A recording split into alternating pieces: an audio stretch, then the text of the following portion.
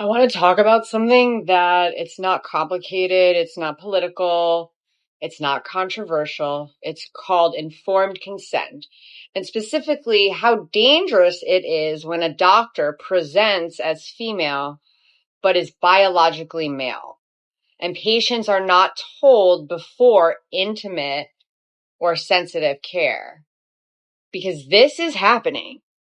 A woman went to a pelvic floor physical therapist expecting a female therapist, told she was going to see a female therapist. She's vulnerable, she's exposed, and then she discovers at the appointment, no, she's actually being treated by a man that goes by the name Sarah. No warning, no disclosure, just surprise. And for many women, shock.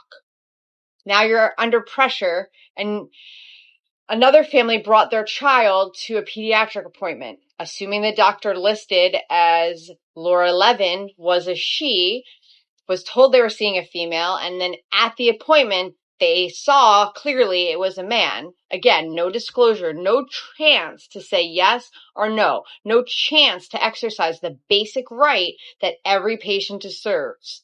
So let's be clear, this isn't about anybody's identity. This is about safety, consent, and trauma.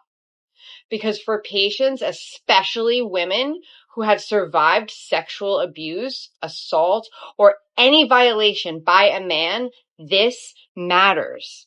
In fact, it can be life-altering because when you place a patient in a vulnerable position, undressed, examined, touched, and you fail to tell them the provider is male, you're removing their autonomy.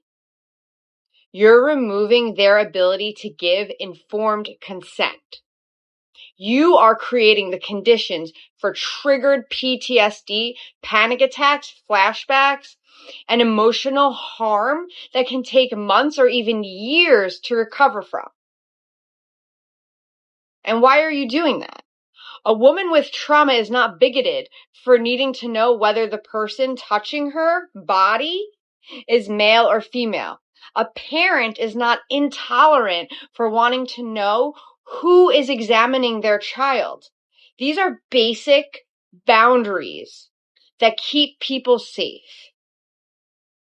So when a doctor conceals, that's right, conceals their biological sex in a medical setting, it destroys trust. Medicine relies on trust. Healthcare relies on consent. And consent relies on clarity, not surprise.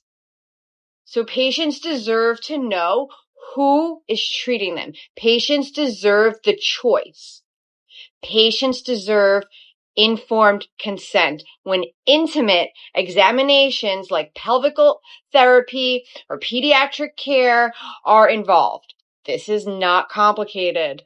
This is not hate. This is basic ethics.